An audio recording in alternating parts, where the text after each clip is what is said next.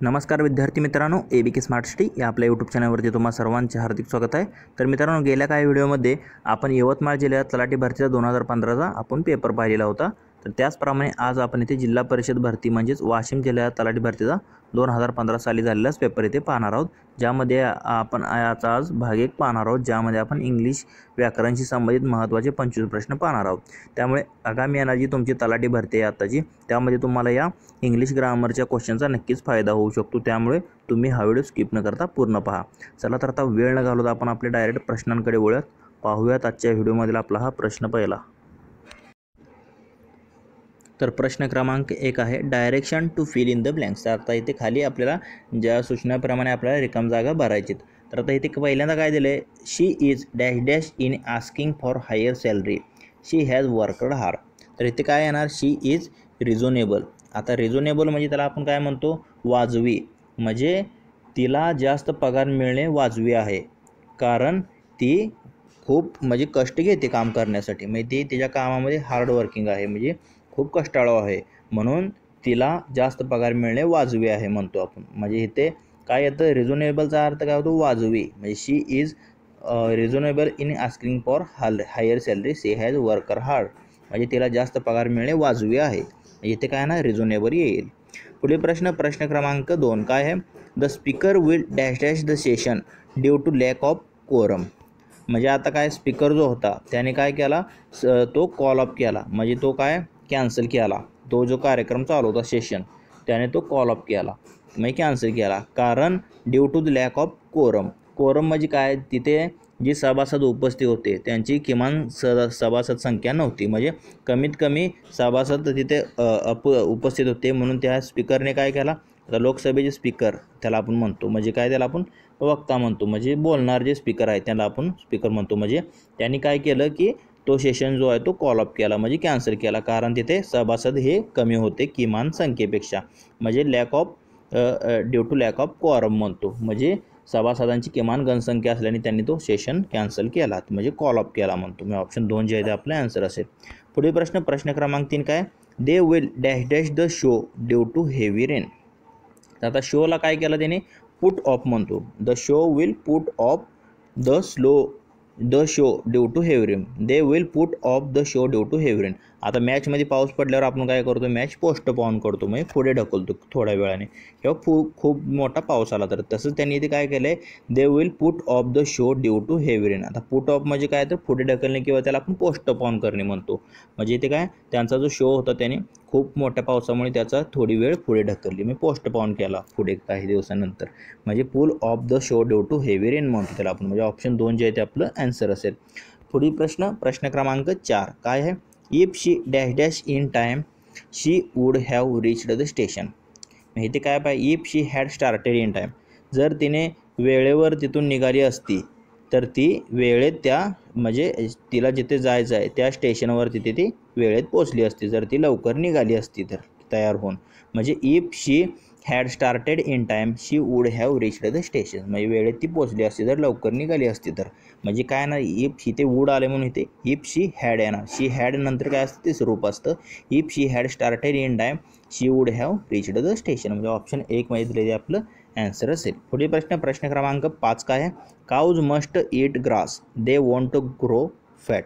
म्हणजे कावने गवत खाणे गरजेचं आहे, कारण त्यांना मांस आलं पाहिजे त्यांच्या अंगावर, असा याचा अर्थ होतो। म्हणजे काय नाही, ते इथे काय येणार, ऑर येणार, cow must eat grass or they want to grow fat, म्हणजे ते त्यांचं मांस वाढणार नाही जर त्यांनी गवत जर खाल्लं नाही तर, असा याचा अर्थ होतो। मग इथे काय येणार, ऑर येणार, ऑप्शन 2 जे दिले ते आपलं आन्सर असेल। पुढील प्रश्न, प्रश्न क्रमांक 6 काय, you new the answer dash dash. तर आता इथे आपल्याला क्वेश्चन टॅग करायचं आहे। तर आता इथे क्रियापदाचं दुसरं रूप असते, म्हणजे भूतकाळात असतं तेव्हा तिथे काय करतो आपण, डीड घेतो, आणि होकारार्थी असेल तर त्याचं नकारार्थी करतो, म्हणजे डिडंट करतो। म्हणजे न्यूबद्दल काय नाही, डिडंट, आणि यूला यू येणार, म्हणजे याचं काय येईल इथे क्वेश्चन टॅग, डिडंट यू येणार, you new the answer didn't you, म्हणजे ऑप्शन 4 मध्ये दिले ते आपलं आन्सर असेल, डिडंट यू येणार। जर इथे यू डोंट न्यू, इथं डोंट जर असतं तर इथे काय, सॉरी इथे नॉट न्यू जर आला असतं तर इथे डीड यू आला असतं, म्हणजे इथे होकारार्थी आला असतं, पण इथे होकारार्थी दिले म्हणून इथे आता नकारार्थी येणार, एनटीला डिड नॉट येणार, किंवा डिडंट लिहितो त्याला आपण, डिडंट यू।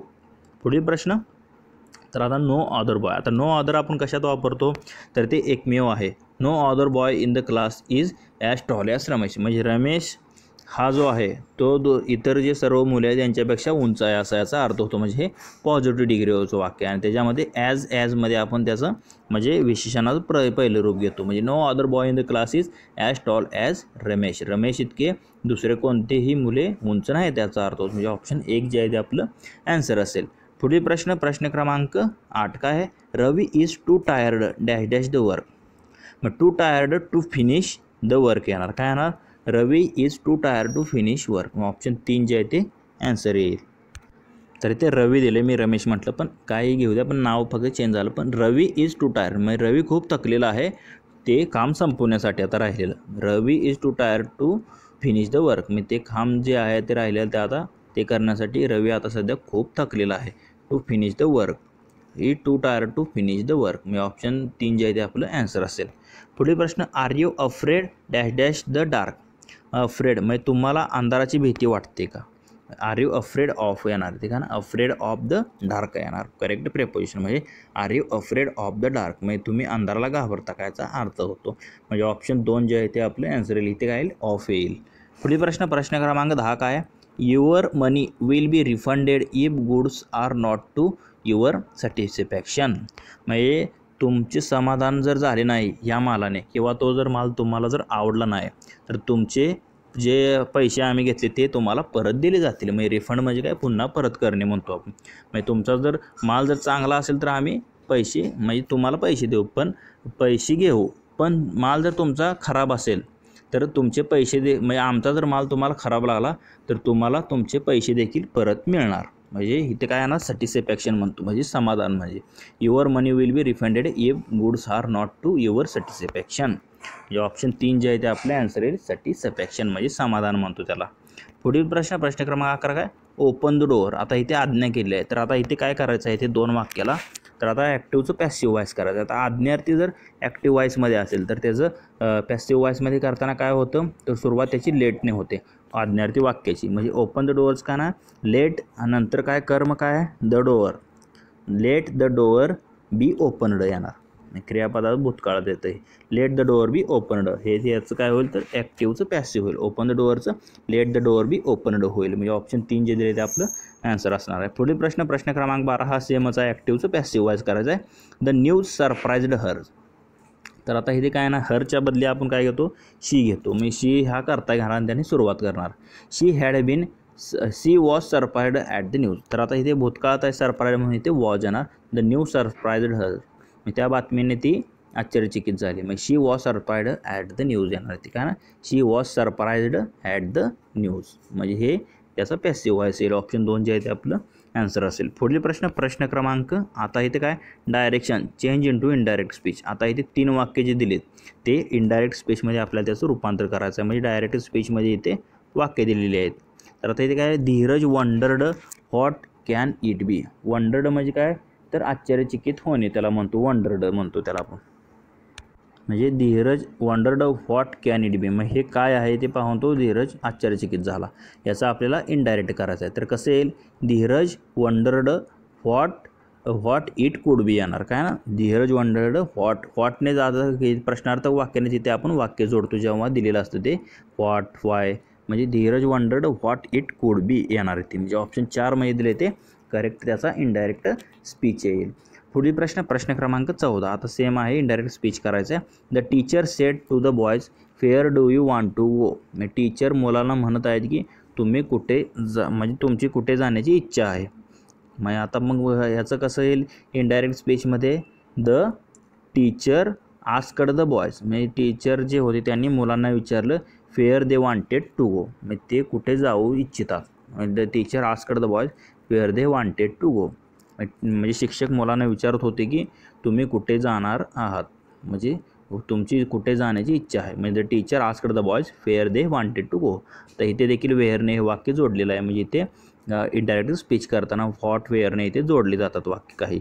पुढील प्रश्न क्रमांक 15 हा देखील सेम आहे, इनडायरेक्ट स्पीच करायचा आहे. याचं Meena said how clever I am. तर याचं कसं येईल तर मीना, आता इथे हे कसा उद्गारवाचक इथे चिन्ह दिले तुम्ही पाहू शकता शेवटी. आता जेव्हा उद्गारवाचकचा आपण इंडायरेक्ट स्पीच करतो तर तिथे से किंवा सेड टू असेल तर तिथे आपण एक्सलेम्ड घेतो. काय करतो? एक्सलेम्ड. म्हणजे मीना एक्सलेम्ड आणि वाक्य जोडण्यासाठी दॅट वापरतो. म्हणजे मीना एक्सलेम्ड दॅट. आता आय ऐवजी काय घेणार तिथे? शी येणार. शी. आता यम ऐवजी ही येणार म्हणजे यम ऐवजी काय? वॉज येणार म्हणजे भूतकाळात जातं. Meena exclaimed that she was a very clever. म्हणजे ऑप्शन 3 मध्ये दिले ते आपला आन्सर असणार आहे. Meena exclaimed that she was very clever. Option 3 जे आहे ते त्याचं करेक्ट इनडायरेक्ट स्पीच होईल. पुढील प्रश्न क्रमांक, आता इथे काय? Direction to choose the word with wrong spelling. आता इथे 4 जे प्रश्न आहेत, आता 16, 17, 18 एकूण तिथे स्पेलिंगवरती आधारित आता इथे प्रश्न आहेत. तर मग करेक्ट स्पेलिंगचा वर्ड विथ रॉंग म्हणजे चुकी स्पेलिंग असणारा शब्दातला आपल्याला ओळखायचा आहे. तर पहिला काय आहे 16वा? तर कन्सिट. तर कन्सिटचा अर्थ काय असतो? अहंकार. म्हणजे CONCEIT हे कन्सिट स्पेलिंग बरोबर आहे, त्याला आपण अहंकार म्हणतो. दुसरा काय आहे? कन्व्होल्यूट. आता कन्व्होल्यूट म्हणजे काय? गोंधळणे किंवा गोंधळ म्हणतो. कन्व्होल्यूट CONVOLUT म्हणजे गोंधळ. त्याप्रमाणे तिसरा काय? कन्सिव्ह CONCEIV हे देखील याचं स्पेलिंग बरोबर आहे. तर कन्सिव्हचा अर्थ काय होतो? तर विचार. विचार जो आहे त्याला आपण काय म्हणतो? कन्सिव्ह म्हणतो. आणि इथे प्रिसिव्ह. तर आता इथे प्रिसिव्हचं स्पेलिंग चुकी दिले, तर PRECEIVE पाहिजे होतं. काय? EIVE पाहिजे होतं, पण इथे IEVE दिले म्हणून हे जे आहे ते प्रिसिव्ह जे आहे ते चुकीचे ठरणार. आणि प्रिसिव्हचा अर्थ काय असतो? जाणणे किंवा बोध होणे एखाद्या गोष्टीचा म्हणतो. PRECEIVE पाहिजे, पण IEVE दिले म्हणून हे चुकीचं असेल. तर प्रिसिव्हचा अर्थ काय होतो? तर PRECEIVE त्याचा अर्थ काय होतो? जाणणे किंवा बोध होणे म्हणतो. म्हणजे ऑप्शन 4 जे आहे ते रॉंग स्पेलिंगचा शब्द आहे. पुढील प्रश्न क्रमांक 17 काय आहे? प्रोसिक्यूट, परसिक्यूट, परज्युरी आणि प्रिज्युरी. तर इथे परज्युरी आणि प्रिज्युरी यामध्ये प्रिज्युरी कधी नसतं, मग ह्या चुकीचं स्पेलिंग दिले, पण परज्युरी असतं. तर आता परज्युरीचा अर्थ काय होतो? तर शपथभंग किंवा खोटी गवाही. म्हणजे एखाद्या न्यायालयात चुकीची साक्ष देणे किंवा न्यायालयामध्ये खोटे बोलणे, त्याला परज्युरी म्हटलं जातं. PERJURY. पण प्रिज्युरी कधी नसते, ते चुकीचं ठरेल. आणि दुसरा काय? परसिक्यूट. तर आता परसिक्यूटचा अर्थ काय होतो? तर अत्याचार करणे किंवा जाती धर्मानुसार भेदभाव करणे, त्याला आपण परसिक्यूट म्हणतो. आणि प्रोसिक्यूट. आता प्रोसिक्यूट तुम्ही आता कोर्टातली कारवाई असेल, पिक्चरमध्ये एका पाहिलं असेल, प्रोसिक्यूट असा शब्द ऐकला असेल, प्रोसिक्यूट. तर प्रोसिक्यूट म्हणजे काय? तर कारवाई चालू करणे म्हणतो किंवा म्हणजे एखादा खटला चालवणे म्हणतो. प्रोसिक्यूट. PROSECUT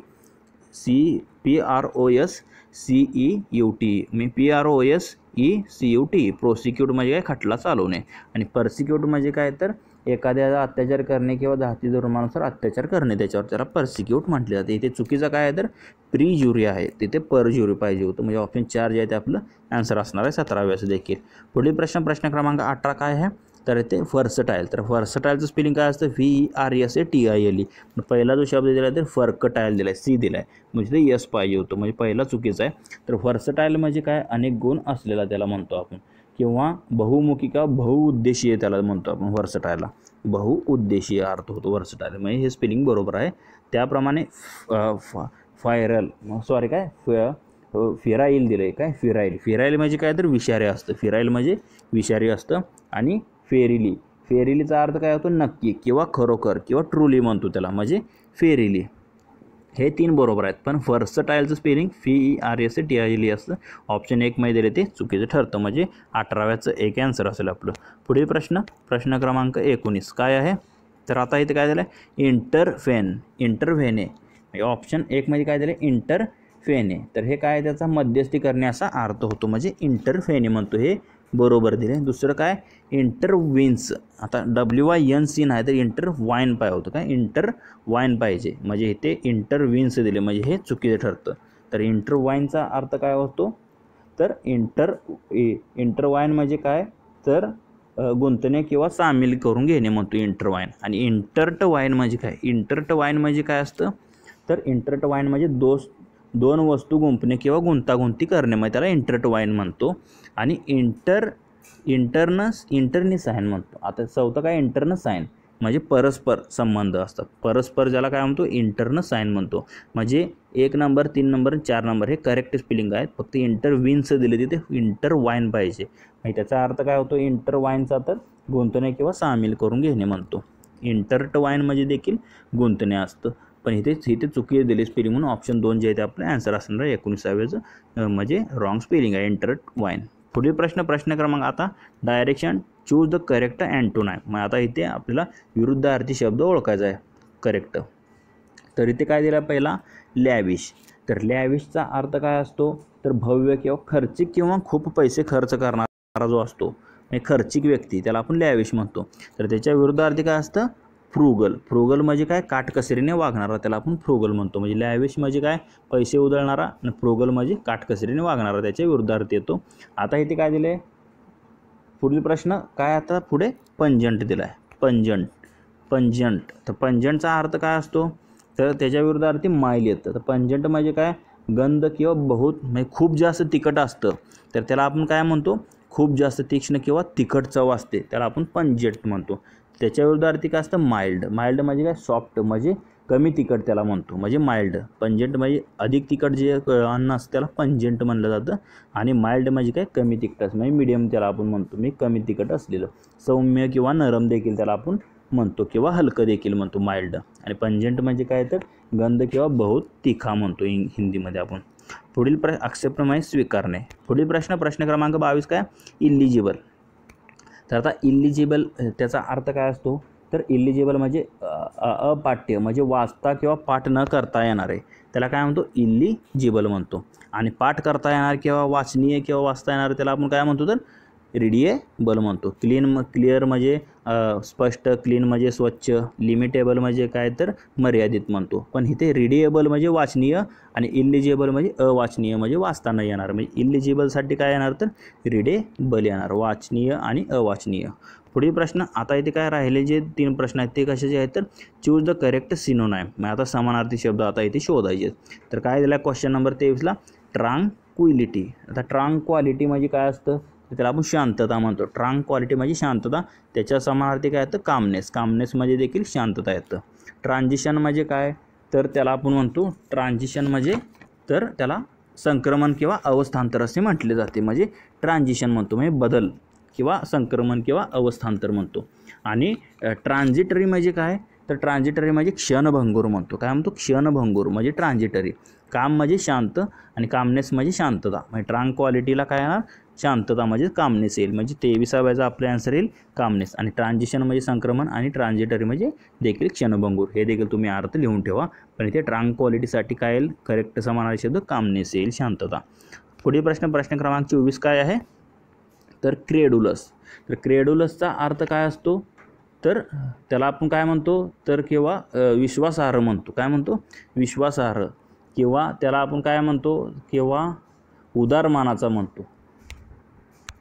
म्हणजे क्रेडुलस म्हणजे भोळा देखील म्हटलं जातं त्याला भोळा. तर भोळ्याला समानार्थी शब्द काय आहे तर न्यायव. न्यायव म्हणजे देखील भोळा. क्रेडुलस म्हणजे भोळा आणि भोळा बाबडा म्हणतो किंवा नायव म्हणजे देखील भोळा बाबडा. तर इथे आता दुसरा काय आता क्रेडुलस. तर क्रेडुलसचा तिथे क्रेडुलसचा अर्थ क्रेडिएबल दिले तिथे.